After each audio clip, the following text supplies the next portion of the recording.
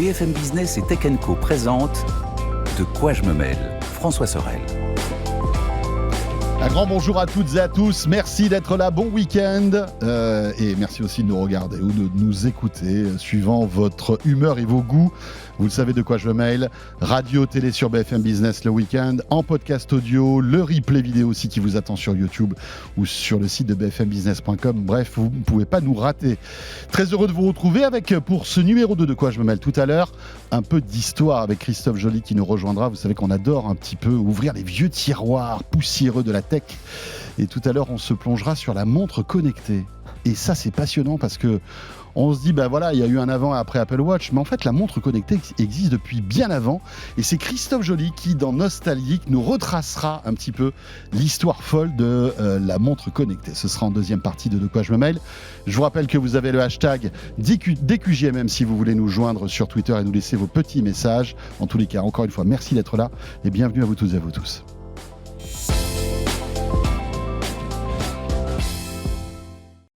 Évidemment, pour commencer, le club de la presse IT avec Anthony Morel qui est là. Salut Anthony. Salut François, salut à tous. Heureux de te retrouver. On est tous les deux pour commenter l'actu et mon petit doigt me dit qu'on va se régaler comme à chaque fois. Il y a pas mal de trucs à raconter. Ouais. Il y a pas mal de trucs à raconter. On va parler d'intelligence artificielle, bien sûr.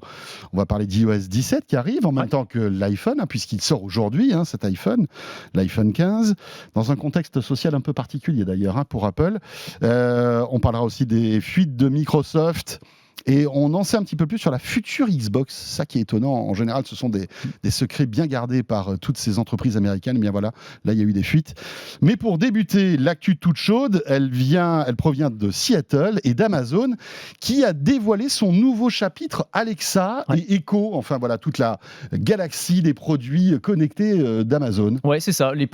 C'était la keynote hardware, comme on appelle ça. Donc, une fois par an, ils font... Très intéressante en général. Oui, absolument, parce que c'est vraiment... c'est vrai que Amazon s'est transformé au fil du temps en une entreprise qui produit aussi du hardware. Il y a des choses très intéressantes, effectivement. Là, ils ont présenté dans les nouveautés une barre de son, par exemple. On ne les attendait pas forcément là-dessus. Une paire de lunettes aussi, les Echo Frames, assez intéressantes également. Et puis, il y a toute la galaxie des produits Echo, donc toutes les enceintes intelligentes, avec ou sans écran.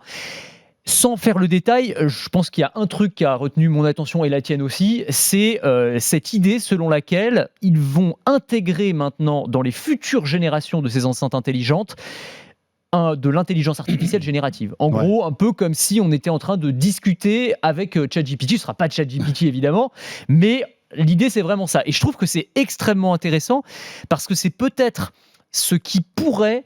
j'allais dire, sauver les enceintes connectées, qui était quand même un appareil, je ne sais pas ce que tu en penses, mais un peu moribond. C'est-à-dire que le QI des enceintes connectées était quand même assez léger. Mais c'est ça. Et là, d'un coup, il va augmenter de manière significative. Ah, mais complètement. C'est-à-dire que vraiment, les enceintes connectées, il y a eu cette hype absolument incroyable et il s'en est vendu des millions. T'en as sûrement une à la maison, moi aussi. La plupart de ceux qui nous écoutent, je suis sûr, ils en ont une aussi. La question, c'est est-ce que tu l'utilises vraiment ? Moi, je m'en sers comme réveil. Aujourd'hui, vraiment, je lui dis réveille-moi à telle heure et c'est bon. Et c'est le seul truc dont je me sers. Ouais, c'est le réveil de luxe un peu. Mais c'est tout en fait. C'est-à-dire qu'il y a même des usages où effectivement tu pourrais lui poser une question comme tu poses une question à Google, des fois je sais pas sur un match de foot qui vient de se produire ou quoi. Mais en fait j'ai même pas ce réflexe-là. On n'a pas le réflexe. Qui est étonnant. Et donc ça veut dire que finalement ces objets ils se sont pas tant installés dans notre vie quotidienne que ça. Et je pense que c'est lié au fait que leur intelligence, c'est exactement ce que tu disais, son QI est très limité. C'est-à-dire que c'est très rudimentaire. En gros aujourd'hui quand tu discutes avec, alors je vais pas dire les noms parce que sinon ça va déclencher chez tous ceux qui nous écoutent. Mais enfin vous avez compris de quoi je parle. Eh bien, c'est un peu comme si tu discutais, c'est un peu comme si tu t'écrivais du code ou si tu tapais une requête dans Google. C'est-à-dire qu'il faut que ta requête soit très précise, il faut que ce soit une phrase, puis si tu te rétractes, il faut que tu dises « Ah non, en fait », et puis une autre phrase. C'est très compliqué, en fait, c'est très contraignant. Il y a tout un script à comprendre pour que l'enceinte réponde. Moi, je m'en sers, je vais te dire, pour allumer mes lumières chez moi. C'est pratique. Tu vois, tu es dans le salon, il commence à faire un peu nuit, tu dis, allume la lumière, ça marche, c'est plutôt cool. J'allume ma télé, je fais baisser et monter mes volets aussi, tu vois, ça c'est plutôt intéressant. Et j'écoute un peu la musique aussi. Donc tu as quand même pas mal d'utilisation, toi. Oui, mais on exploite quoi 3% du potentiel de ces enceintes. C'est clair. C'est ça. Et avec l'intelligence artificielle générative, comme tu le dis, si on arrive à avoir un vrai dialogue, ça peut être même cool d'avoir comme ça un petit compagnon. Tu pourras sympathique. avoir un débat philosophique ou d'actualité avec. Oui. Si t'as vraiment pas d'amis, tu sais que tu te sens vraiment tout seul, tu peux commencer. Parce qu'ils ont fait des démos quand même. Alors en vidéo, vous pouvez les retrouver sur leur chaîne YouTube. En gros, t'as vraiment une discussion en langage naturel. C'est-à-dire que tu commences à parler et puis au milieu de ta phrase, tu te rends compte que tu veux dire autre chose. Ah non, mais en fait, c'est pas ce que je voulais dire. Et en fait, elle va suivre tout ton cheminement de pensée. Elle va comprendre aussi. Il y a une intelligence contextuelle, c'est-à-dire elle va comprendre ce que tu veux dire même si tu ne prononces pas les mots. Je te donne un exemple concret. Il faisait un truc où du genre, tu lui dis, alors tu disais par exemple, je m'en sers pour allumer chez moi, etc. Tu peux créer une ambiance lumineuse avec des ampoules connectées et tout. Tu peux lui dire, crée-moi une ambiance comme si j'étais à un match du FC Nantes. Voilà. Et donc elle va comprendre, FC Nantes, jaune et vert. Ouais, les couleurs. Les couleurs, tu vois, aujourd'hui, si tu discutais avec ton enceinte, tu devrais dire mets-moi une ambiance lumineuse avec telle et telle couleur. C'est un exemple débile que je te donne, mais tu comprends le truc, c'est que vraiment, elle va si tu as le thermostat qui est connecté, tu vas lui dire j'ai froid, elle va faire monter la température automatiquement. Tu n'as pas besoin de lui dire monte le thermostat à 23 degrés. Et en fait, c'est ça qui est hyper intéressant. C'est le fait de pouvoir avoir une discussion totalement naturelle, comme si tu étais en train de discuter avec une IA générative, ce qui est le cas avec ChatGPT aujourd'hui. Et ce qui est aussi intéressant, je trouve, c'est que ça va peut-être permettre à Amazon enfin d'atteindre le potentiel qu'ils imaginaient avec ces appareils connectés au début, parce qu'ils l'ont dit eux-mêmes, en fait, ils sont un peu déçus de l'utilisation qu'on en a. En gros, ils le disent pas comme ça, mais c'est un peu, on a un peu donné de la confiture à des cochons, quoi. Ouais. En gros, on a créé un truc absolument génial, avec un potentiel d'intelligence artificielle extraordinaire. On voulait en faire une sorte de hub pour le commerce du futur, où en gros, tu pourrais demander à Alexa de te remplir ton frigo. Ça, c'était le fantasme d'Amazon, qu'on puisse acheter directement par la voix. Et en fait, personne fait ça, Et ils avaient même cette idée aussi, et ça, je pense que ça va être rendu possible probablement avec l'intégration de ces IA génératives, tu sais, d'en faire une sorte d'assistant médical. C'est-à-dire avec l'idée que, par exemple, elle va comprendre que tu as la voix enrouée, elle va commencer à discuter avec toi. Alors, est-ce que ça va ? Est-ce qu'il faut prendre rendez-vous avec le médecin ? Est-ce que tu veux que je te commande tel ou tel médicament sans ordonnance, évidemment ? Ou alors tu vas pouvoir entrer en téléconsultation avec un médecin. C'est tout ce champ des possibles-là qui va être rendu accessible avec cette intelligence augmentée. Et moi, je suis à peu près persuadé que, en fait, l'effet, quand on aura ces IA intégrées dans ces enceintes connectées et qu'on comparera avec ce qu'on a aujourd'hui, c'est un peu comme quand tu regardes des images de jeux PlayStation aujourd'hui, tu sais, c'est à l'époque quand on a eu la première PlayStation, c'était absolument formidable. Aujourd'hui, on se dit waouh, quand même, c'était hyper pixelisé, ça tu vois. Mais oui, c'est vrai qu'on a vécu la première génération de ces enceintes connectées. Et tu sais, Amazon a eu une mauvaise passe avec des dizaines de milliers de licenciements. Et moi, je pensais même à un moment qu'ils allaient baisser un peu la garde concernant tous ces produits Alexa qui coûtent une fortune, parce que le hardware coûte une fortune, il faut des années à développer ce type de produit. La plupart du temps, ils sont subventionnés, ils sont tout le temps en promo sur Amazon, donc ils perdent de l'argent là-dessus. Rien. Enfin, ça coûte pas grand-chose en tout cas. À prix coûtant quasiment. Mais là, malgré tout, ils ont annoncé de nouveaux produits. Alors, tu en as parlé brièvement, mais ils vont mettre en vente une espèce de tablette que tu vas pouvoir accrocher, par exemple, dans ton entrée, qui va être une espèce de hub domotique. C'est plutôt cool, qui a l'air ultra fine, qui sera un peu la télécommande de la maison. Ça, c'est plutôt sympa. Il y a des nouveaux Echo Show aussi, avec du son spatial, etc., etc. Ils font évoluer leur gamme. Donc, ils sont toujours dans cette logique de d'étendre, en fait, cette gamme de produits. Moi, j'avais un peu peur, je t'avoue. Mais c'est plutôt rassurant. Ouais, absolument. Moi, je pense que ça, en tout cas, ça peut leur donner un deuxième souffle, une deuxième vie éventuellement. Et puis, on arrive un petit peu, tu sais, on en parlait dès le début des IA génératives. Tu te souviens, on disait, mais alors, t'imagines quand on va intégrer ça dans des enceintes intelligentes, et puis après, à terme, donc tu pourras parler avec l'IA en langage naturel. L'étape d'après, c'est d'intégrer ça dans un robot. Tu vois, et alors là, pour le coup, un robot, genre robot majordome, et on sait qu'Amazon travaille aussi sur le sujet. Là, tu pourras lui donner des ordres en langage naturel, il te répondra. Là, t'arrives dans des trucs de série, quoi. Mais sauf qu'on touche ça du doigt quasiment, on y est presque. Ouais, tu sais, c'était la patronne du vaisseau Alien qui était une intelligence artificielle et qui répondait aux questions de tous les passagers, de ce vaisseau spatial. Absolument. C'était impressionnant. Il y a aussi une autre nouveauté qui a été présentée. C'est un super routeur Wi-Fi 7. Ah oui, c'est vrai. C'est l'un des tout premiers à sortir avec cette nouvelle technologie. On en parlait la semaine dernière avec Lionel Paris. C'est un petit événement Alors ça coûte cher, hein, je crois que on est dans les 700 €, mais alors avec ça, vous avez un super Wi-Fi partout et de dernière génération. Ouais. On aura l'occasion peut-être de revenir sur toutes ces nouveautés, notamment sur la verticale de Tech & Co. Ce qui est intéressant, c'est de voir comment vont réagir maintenant les concurrents, à la fois Siri, dont on sait qu'Apple investit beaucoup d'argent dans l'intelligence artificielle, et puis de l'autre côté, Google, qui va bientôt aussi faire sa conférence hardware. Il y a la conférence Pixel Et là, qui arrive le 4 octobre. On les attend au tournant. Ils vont forcément dire un petit mot. Et tu sais, tu parlais d'Apple. Alors c'est marrant parce qu'on n'a pas eu le temps. Je m'en suis voulu après parce que ça m'est sorti de la tête alors qu'on a parlé de la keynote d'Apple pendant toute l'émission. Il y a un truc que je m'étais noté, et je sais pas si tu l'avais remarqué aussi, pendant la keynote d'Apple, ils ont plein de fois utilisé les mots intelligence artificielle, machine learning, réseau neuronal ou puce neuronale. C'est un truc que j'avais jamais vu dans des keynotes d'Apple. Donc ils accélèrent un peu là-dessus. En tout cas, de manière, j'allais dire presque subliminale, tu vois, c'était vraiment glissé, mais ils l'ont répété. Je sais pas, il y avait au moins 10 ou 15 occurrences pendant la keynote, et à mon avis, c'est pas anodin. Ça veut dire que clairement, ils préparent les esprits, et clairement, ça fait aussi partie de leurs priorités stratégiques, même si on les a beaucoup moins entendus que leurs concurrents pour l'instant. Donc moi, j'attends les annonces d'Apple autour de ça. En tout cas, c'est sûr que c'est l'avenir de ces assistants vocaux. Là, Alexa tire en premier, mais Google va sans doute présenter quelque chose là en octobre, et après, ce sera Siri.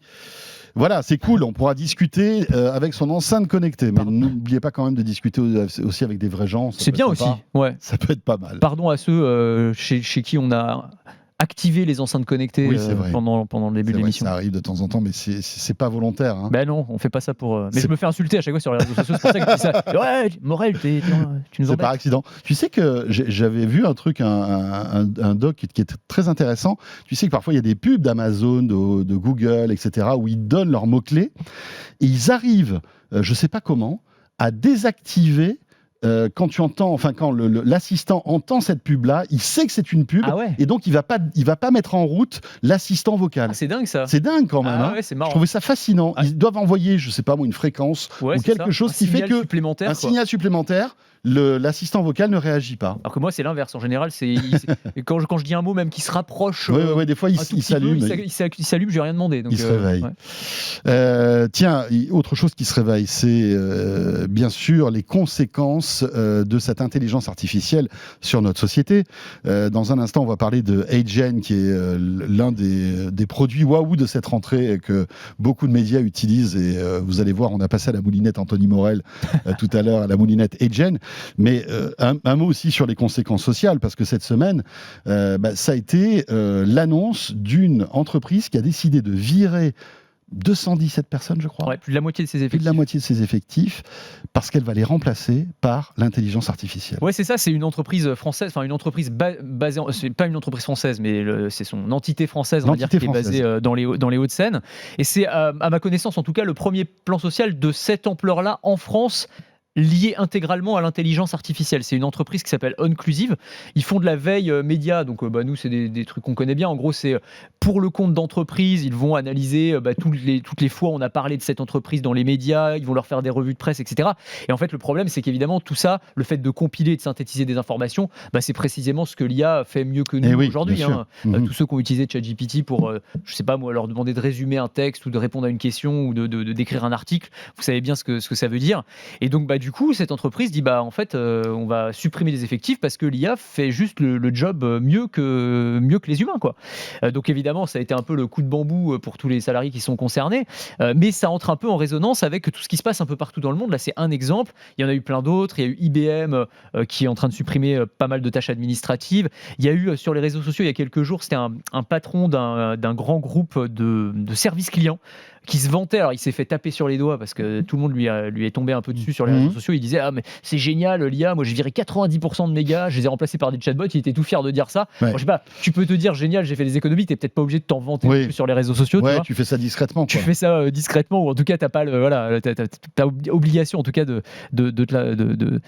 faire. Ça prouve quand même que certains dirigeants d'entreprise ont une espèce de froideur et de recul par rapport au social, qui est fou, quoi. Oui, alors c'est ça. Non, mais là c'est un cas extrême. C'est pas du tout. Tu vois, c'est pas du tout. Non, mais alors, ce qui est intéressant, parce que j'en ai fait une chronique il y a quelques jours, c'est de dire aussi, il faut pas dramatiser. C'est-à-dire que là, cet exemple-là, il n'est pas non plus complètement symptomatique de ce qu'on va voir. Il y a plein d'études qui montrent, et notamment une étude de l'Organisation internationale du travail qui bosse beaucoup sur ces sujets, qui dit en fait, oui, il y a des boulots qui vont être supprimés, mais en fait pas tant que ça.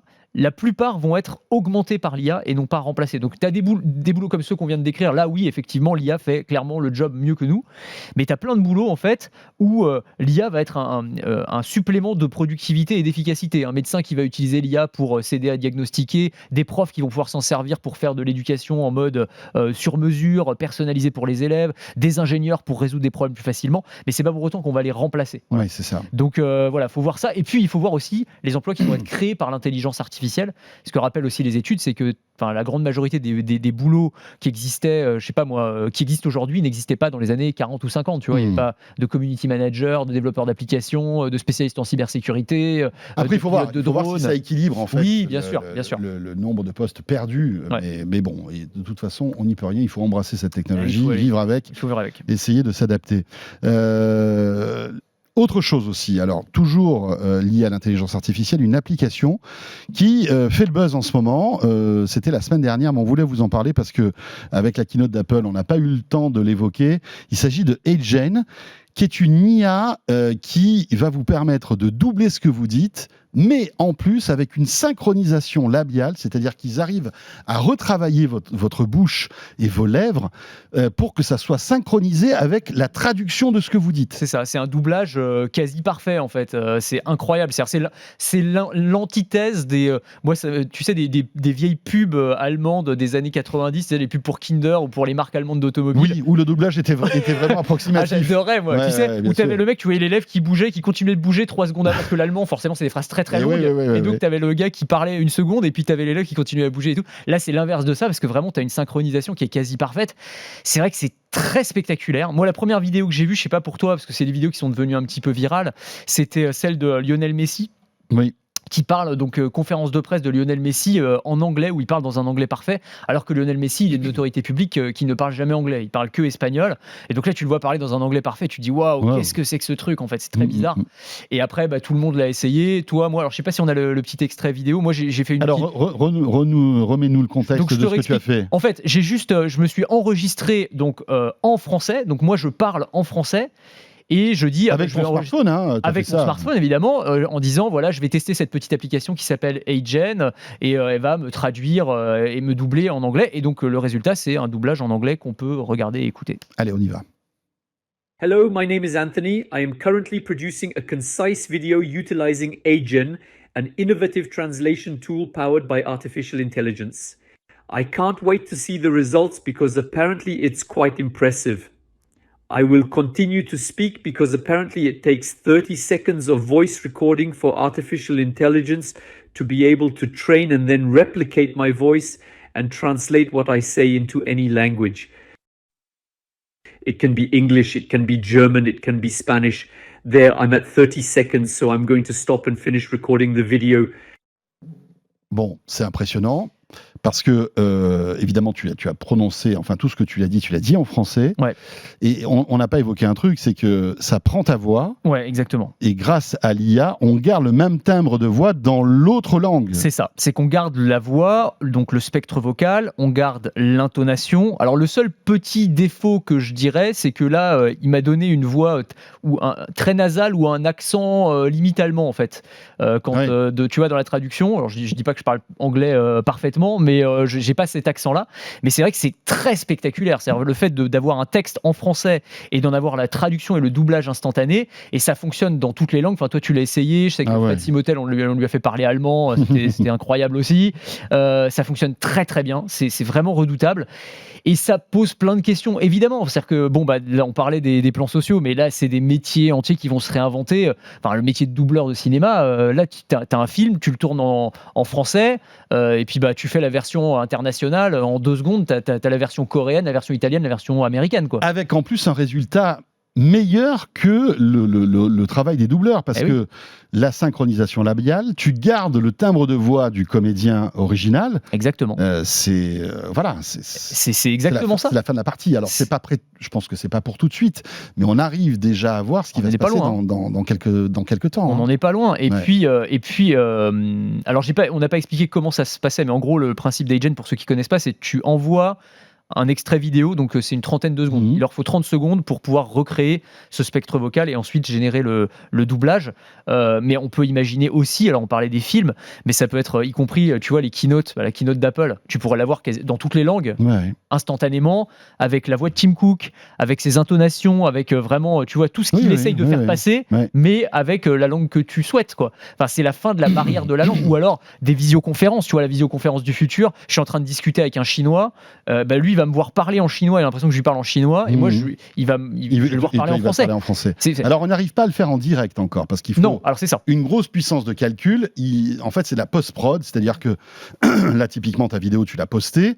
Tu as attendu combien de temps pour l'avoir ? Moi, j'ai pris, parce que j'ai fait la version radin, moi, j'ai pas pris la version payante. Tu as pris la version gratuite. La version gratuite, du coup, tu es sur une liste d'attente, et moi, ça a mis 5 jours avant d'arriver, ma vidéo. Voilà, 5 jours. Parce que c'est devenu viral, donc il y a beaucoup de demandes en ce moment. C'est ça. Mais si vous payez, évidemment, vous avez, comme à Disney, le fast-pass. C'est ça. Et ça va beaucoup plus vite. Il faut quelques minutes pour traduire cette vidéo. On n'arrive pas encore à le faire en temps réel, mais ça, c'est qu'une question de temps. Oui. Quand il y aura de la puissance de calcul, il y aura peut-être que 2-3 secondes de décalage et on aura la traduction. Oui, parce qu'aujourd'hui, en plus, ils sont sous-dimensionnés. Ça reste une petite entreprise, donc ils n'ont pas non plus. Là, ils sont mais qui fait le buzz, là, c'est incroyable. Attends, moi, quand je demandais à chaque fois, si tu veux, je lançais une vidéo et il y avait 100 000 personnes sur la liste d'attente à chaque moment. Tu vois. Donc, ça veut dire que oui, clairement. Mais c'est parce que. Enfin, c'est marrant parce que c'est le genre de truc, tu sais, c'est un peu comme ChatGPT. Comment est-ce que tu vois qu'un truc est en train de monter en puissance et un potentiel incroyable? C'est quand les gens, j'allais dire lambda, qui n'ont rien à voir avec la tech, viennent te voir en disant mais t'as vu cette vidéo là qui circule? Et j'ai au moins dans la journée où les vidéos virales ont été mises en ligne 3 ou 4 personnes qui sont venues me voir. Attends, t'as vu cette vidéo là? T'as vu Messi qui parle? Mais c'est complètement fou. Là tu dis il y a un truc. Il y a un truc. Ça dépasse en fait on va dire la sphère tech. Exactement. Ça touche tout le monde. Ça touche tout le monde, ça impressionne tout le monde. Et d'ailleurs, je crois qu'il y en avait le soir même, tu avais un sujet dans le JT de TF1. Oui, bien sûr. Donc ça veut bien dire que, tu vois, que ça touchait vraiment une grande partie de la population, que ça intéressait tout le monde en tout cas. Toujours dans l'IA, Anthony, c'est Google, alors qui est très fort en traduction, mais qui n'a pas encore proposé ce type d'appli avec Agent. Peut-être que ça viendra un jour. Vous savez que l'outil, le chat GPT en quelque sorte de Google s'appelle Bard.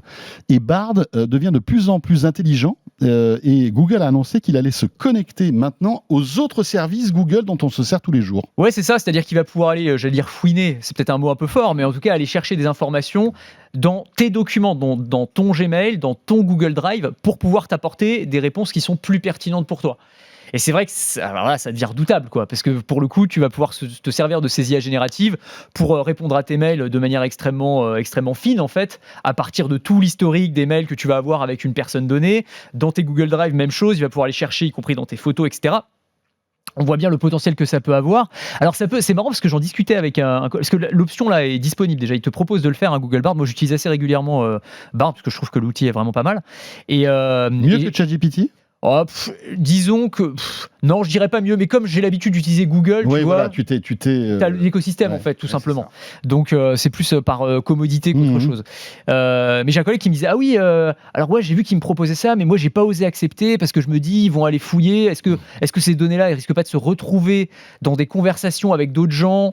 Et c'est vrai, c'est une interrogation légitime. Une interrogation. Alors Google a expliqué quand même que ces informations, même s'ils allaient scruter vos documents, vos mails, etc., ils ne s'en serviraient pas pour faire progresser Bard, et que ça restait dans notre sphère privée. On peut espérer que ce soit le cas. Mais en tout cas, ça peut générer un certain nombre de d'interrogations. Et d'interrogations. Mais c'est vrai que l'outil enfin, je sais pas, toi, tu te sers beaucoup de Bard ou pas? Écoute, je me sers un peu de ChatGPT, mais pas énormément. Je m'en sers de temps en temps quand j'ai des interviews, tu vois, un peu complexes, ou pour m'inspirer. Par exemple, la dernière fois, j'avais le patron de GoPro qui est venu sur le plateau Tech & Co.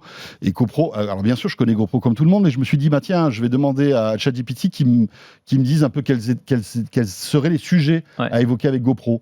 Bon, j'étais pas loin moi-même, mais si tu veux, c'est toujours intéressant de checker, de voir si on passe à côté de quelque chose. Ouais, exactement. Tu vois, c'est vraiment ce dont on parlait tout à l'heure avec les médecins dans une autre dimension, mais tu sais, le côté ceinture et bretelle, c'est-à-dire que toi, tu as tes éléments, tu as ton intelligence. C'est un assistant. Mais c'est ça fait une sorte de filet de sécurité. Tu dis, je suis pas passé à côté d'un truc, peut-être qu'il va te faire penser à quelque chose auquel tu n'avais pas pensé. Et de ce point de vue-là, c'est intéressant. Moi aussi, je m'en sers aussi pas mal comme ça, y compris pour préparer des chroniques. Tu vois, quand je cherche des illustrations sur une thématique donnée. Là, j'ai fait un truc cette semaine sur les innovations pour lutter contre la calvitie, truc qui peut nous intéresser tous les deux, tu vois. Oui, c'est vrai. Et donc j'étais parti d'un truc des Américains qui ont fait une casquette qui fait repousser les cheveux, enfin un truc un peu dingo et tout. Là, je te jure, c'est un truc complètement fou. On en reparlera si tu veux, mais c'est complètement dingue.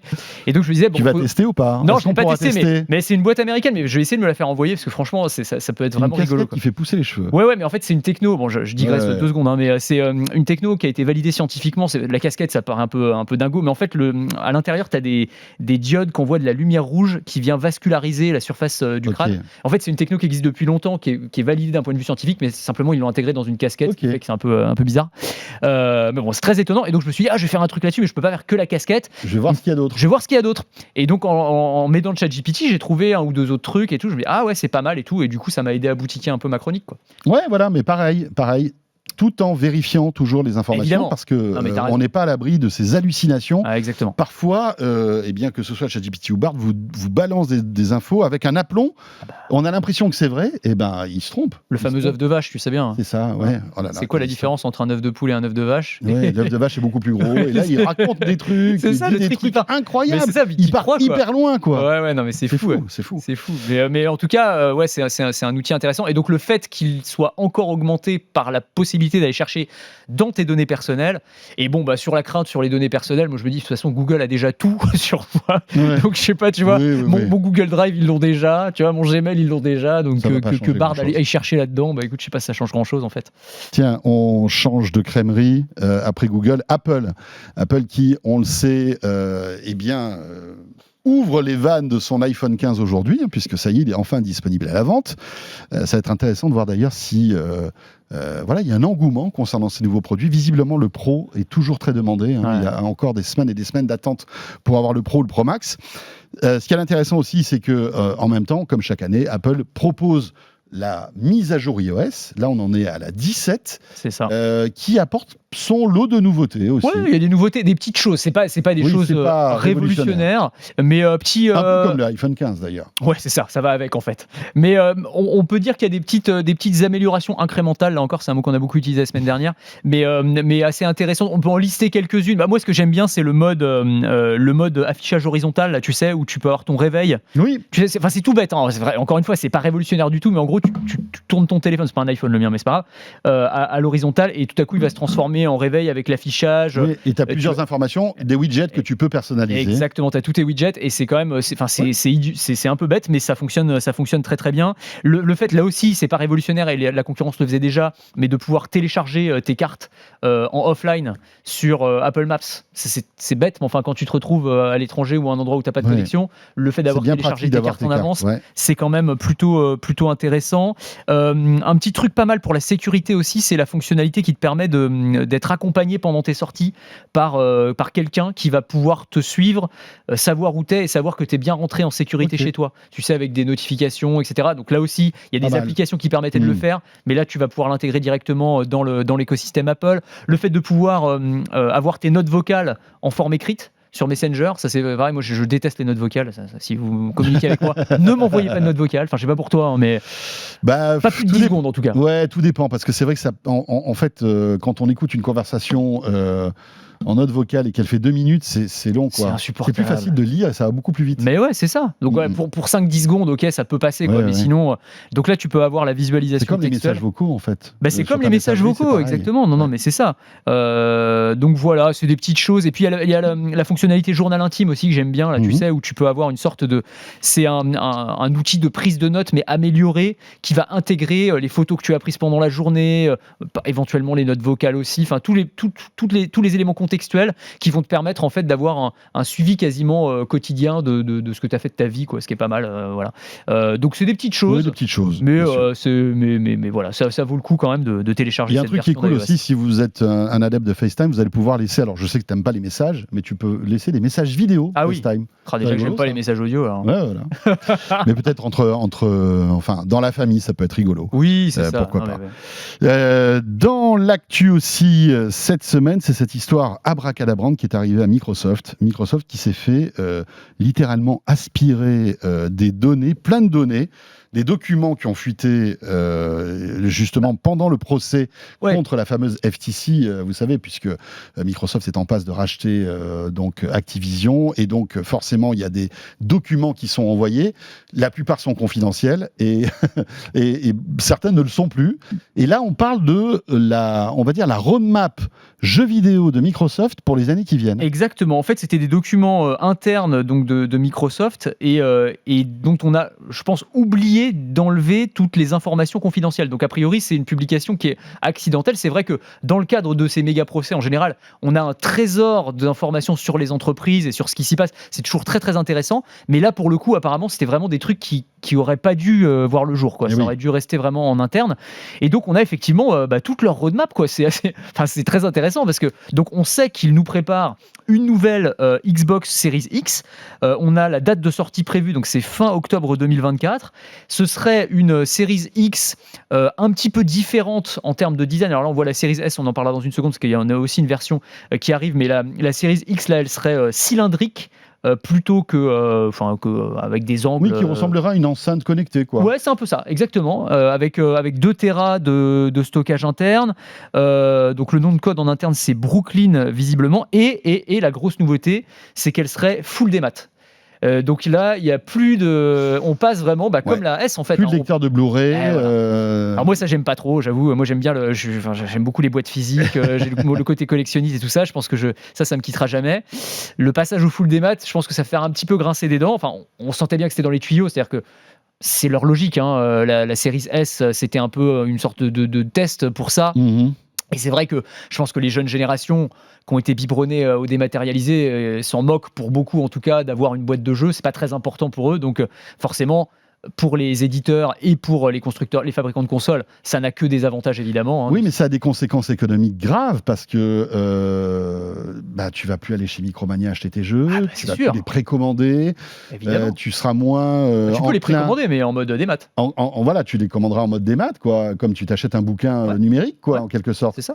Mais tu iras moins dans ces magasins pour t'acheter des goodies. Enfin voilà, ça casse quand même le business du jeu vidéo. Hein, ça casse en tout cas. Et c'est pour ça que Sony avait fait très fort à l'époque de la PlayStation 5. Il y avait les 2 modèles qui étaient disponibles. Ouais. Tu pouvais l'acheter en démat, elle coûtait un petit peu moins cher, ou alors avec le lecteur Blu-ray intégré pour continuer à acheter des jeux. Ouais, mais quand ils commencent à faire ça, tu sens que c'est une phase intermédiaire. C'est une phase intermédiaire. Qui va vers, en fait, c'est toujours ça. Et t'as raison de dire que oui, il va y avoir de la casse dans les boutiques de jeux vidéo, donc tout ce qui est brick and mortar, mais du point de vue, si tu te places du point de vue des fabricants de consoles et des éditeurs de jeux, en finir avec le marché de l'occasion, c'est tout bénef, quoi. Enfin, c'est hyper bon pour eux parce que eux, ce qu'ils veulent, les journées font 24 heures, on n'a pas le temps de jouer à tous les jeux, donc le temps que tu passes à jouer sur des jeux d'occasion que tu as acheté moins cher et sur lequel ils touchent rien, c'est pas du temps que tu vas passer à jouer et puis à des jeux. Ça pousse à l'achat, en tout cas l'abonnement. Par exemple, exactement. On sait qu'il y a le Xbox Game Pass qui pallie un peu à ce que tu disais, c'est-à-dire que pour 15 €,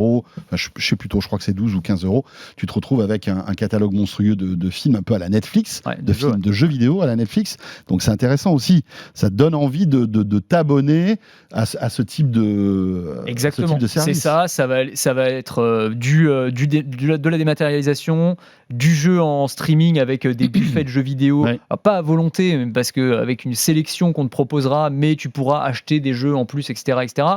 Et puis, on va aller vers le cloud gaming. Enfin, tout ça, on voit bien que ça va dans la même direction. Et juste une chose là-dessus aussi, c'est qu'on se rend compte que ce milieu est en plein mouvement. Alors, tu as les jeux dématérialisés, tu as les jeux physiques qui petit à petit disparaissent. Enfin voilà, mais malgré tout, il faut avoir une bonne connexion Internet. Ah bah oui, là, c'est clair. Ouais, mais tout le monde n'a pas une bonne connexion Internet. C'est un peu le fantasme de ces géants américains de se dire, ouais, on a tous un gigabit. Parce que quand tu commences à télécharger ces jeux-là, qui font des dizaines de gigas de stockage, parce que ce sont des jeux qui sont en 4K, etc., il faut avoir une bonne connexion. Déjà, quoi. Et quand tu as un Blu-ray, que tu achètes ton CD, tu as tout dessus. Quoi. Ah, exactement. Non, mais tu as complètement raison. En plus, surtout aux États-Unis où les connexions sont pas forcément incroyables. Enfin, dès que tu sors des grandes villes. Mais c'est vrai qu'ils ont. Ouais, absolument. Après, Sony, ils sont au Japon, donc il y a des connexions qui sont quand même un peu meilleures. Mais tu as tout à fait raison. Après, je pense qu'ils se projettent un peu dans l'avenir. Enfin, aujourd'hui, ça, c'est la réalité. Où est-ce qu'on en sera dans 10 ans en réseau? La fibre sera beaucoup plus déployée qu'aujourd'hui. La 5G, peut-être la 6G à terme. Tu paries sur un futur. Tu paries sur l'avenir, ouais. Voilà, optimiste. optimiste d'un point de vue technologique. Ouais, Voilà, t'as raison. c'est ça. T'as raison. Mais en tout cas, c'est assez intéressant de voir qu'on a quasiment toutes les infos. En tout cas, on en a beaucoup. Et donc sur la S rapidement. Ouais. Donc là aussi, il y aurait une nouvelle version de la S dont le nom de code est Hollywood, qui aurait une connexion Wi-Fi 6E et du Bluetooth 5.2, 1 Tera de stockage. Et les prix ne changeraient pas. Visiblement, on serait sur la même gamme de prix. Mais on aurait qu'aujourd'hui. plus de puissance graphique, bien sûr, Et plus de stockage surtout. Sur la puissance graphique, ils n'ont pas donné beaucoup de détails. Je pense que ce sera la même. Ce sera la même. Alors, peut-être qu'il y aura on n'a pas encore ce niveau de détail là. Et il y aura une nouvelle manette aussi pour accompagner tout ça, une nouvelle manette Xbox. Donc voilà, intéressant. Après.